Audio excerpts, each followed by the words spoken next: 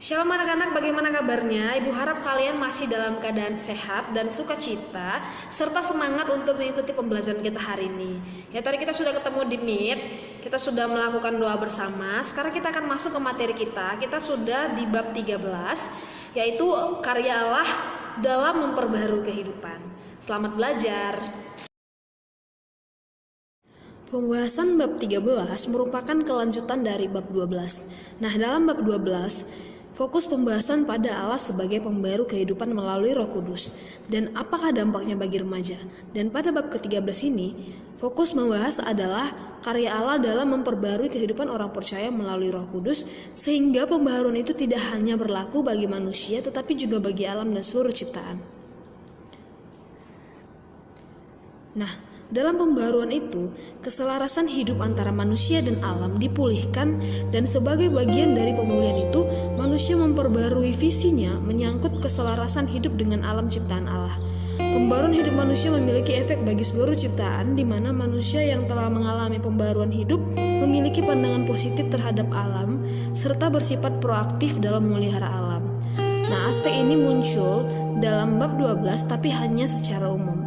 Nah, pada bab ini kita akan membahas lebih spesifik lagi, terutama pembaruan alam yang mencakup pembaruan visi dan perlakuan manusia terhadap alam, maupun pemulihan dan pembaruan alam.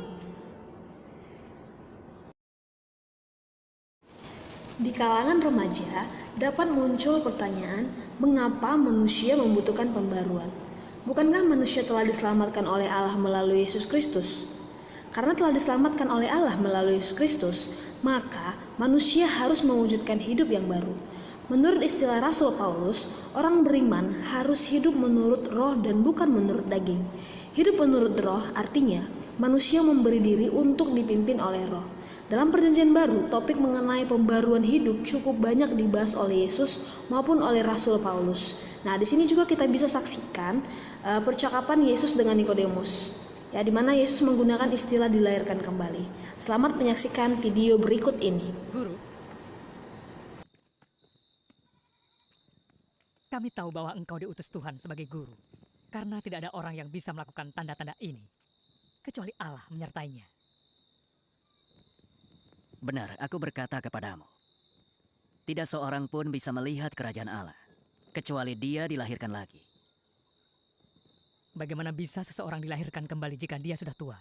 Bisakah dia masuk ke rahim ibunya lagi, lalu dilahirkan? Mungkinkah itu? Benar, aku berkata kepadamu, tidak seorang pun bisa masuk ke dalam kerajaan Allah, kecuali dia dilahirkan dari air dan roh. Yang dilahirkan dari daging adalah daging, sama halnya. Yang dilahirkan dari roh adalah roh. Jangan terkejut karena aku berkata kepadamu tentang kebutuhanmu untuk bisa dilahirkan lagi. Angin bertiup kemanapun yang diinginkannya, dan engkau mendengar suaranya, tapi engkau tidak tahu dari mana dia berasal dan kemana perginya. Begitu juga dengan semua orang yang dilahirkan dari roh. Tolong jelaskan kenapa bisa begitu. Jika aku berkata tentang duniawi dan kau tidak percaya, bagaimana engkau bisa mempercayai hal-hal surgawi? Aku akan mendengarkan. Karena begitu besar kasih Allah pada dunia ini, maka ia memberikan anaknya yang tunggal, agar yang percaya padanya tidak binasa, tapi memperoleh hidup yang kekal. Karena Allah mengutus anaknya ke dunia bukan untuk mengutuk dunia, tapi untuk menyelamatkan dunia.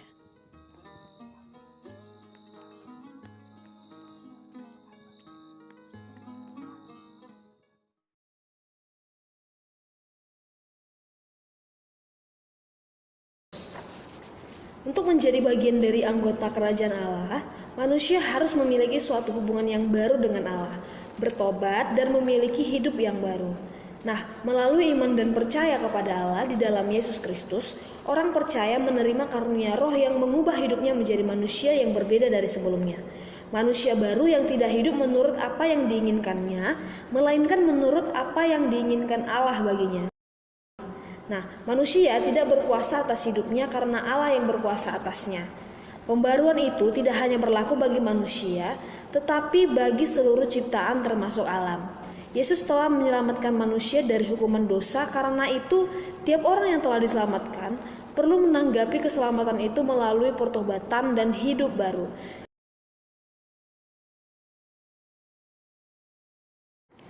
Nah, apa makna pembaharuan dalam kaitannya dengan pemulihan hidup antara manusia dengan alam? Kita bisa lihat pada Kejadian 1 tertulis bahwa Allah menciptakan alam semesta dan menempatkan manusia untuk hidup di dalamnya.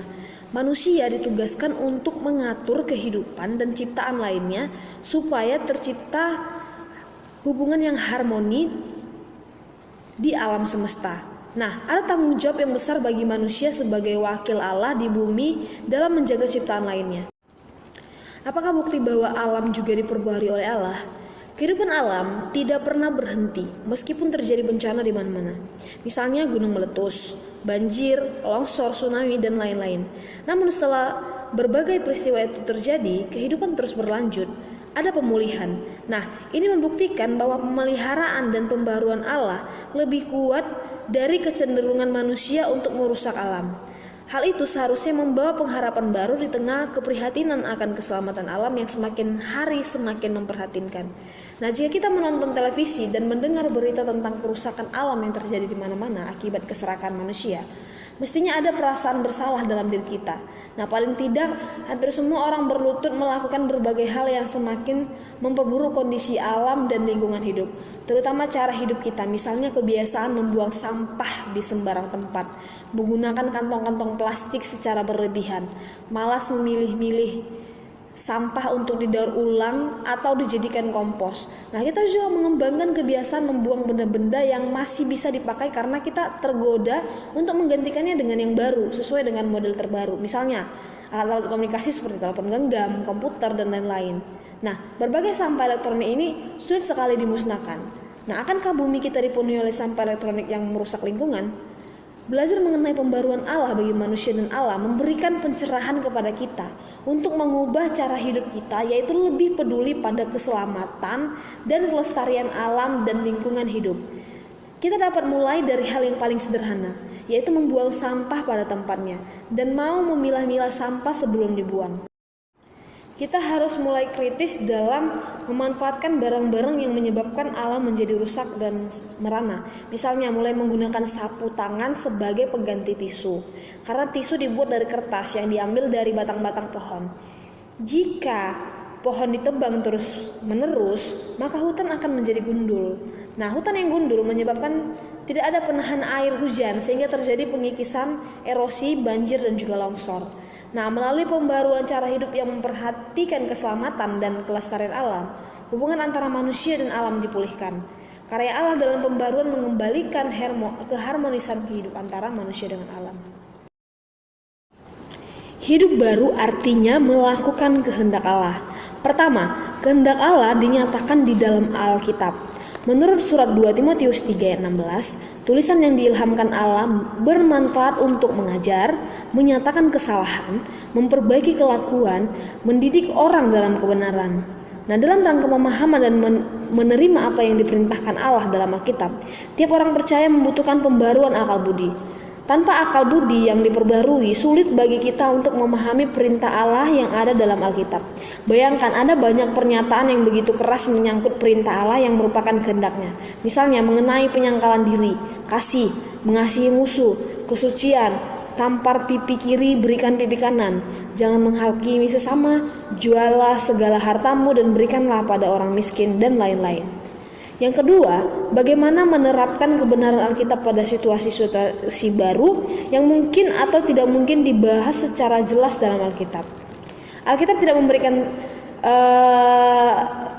informasi tentang siapa yang layak menjadi teman, sahabat, bagaimana belajar dengan baik, bagaimana mewaspadai pornografi dan penggunaan alat komunikasi secara bijak, bagaimana memanfaatkan media sosial seperti Facebook, Twitter, dan lain-lain, bagaimana cara menghindari tekanan dari teman-teman bahkan menghadapi kekerasan. Alkitab mengajarkan banyak prinsip dasar yang dapat kita gunakan dalam menghadapi tiap situasi, terutama dalam memutuskan apa yang akan kita lakukan. Nah, pada kondisi inilah orang percaya membutuhkan pembaruan akal budi dan hati nurani sehingga kita mampu memahami perintah Allah dalam Alkitab dan menerapkannya dalam hidup. Nah, oleh karena itu amat berguna jika orang percaya setia beribadah maupun melakukan kegiatan kerohanian seperti kelompok pemahaman Alkitab dan kegiatan lainnya, sehingga dalam persekutuan kita dibentuk untuk memahami secara lebih mendalam mengenai apa yang Allah kehendaki untuk kita perbuat dalam hidup. Nah, yang ketiga, sediakan waktu yang berkualitas untuk merenungkan firman Tuhan yang tertulis dalam Alkitab. Nah, melalui perenungan yang mendalam, tiap orang percaya memiliki kesempatan untuk lebih memahami perintah Tuhan baginya. Dengan demikian, mereka mampu menerapkan dalam kehidupan mereka. Nah, perenungan ini juga memotivasi kita supaya merenungkan tiap keputusan, kata, dan tindakan yang hendak dilakukan. Banyak kesalahan terjadi karena orang berkata-kata dan bertindak secara spontan tanpa merenungkan dahulu apa yang akan diucapkan maupun dilakukan. Dan banyak kata dan tindakan yang jahat lahir dari sikap spontan karena dipicu oleh kemarahan ataupun kekecewaan. Nah, ada nasihat yang mengatakan, jangan membuat keputusan ketika sedang marah. Seseorang diminta mengambil waktu dan merenung, berpikir dan bijak sebelum membuat atau mengambil keputusan.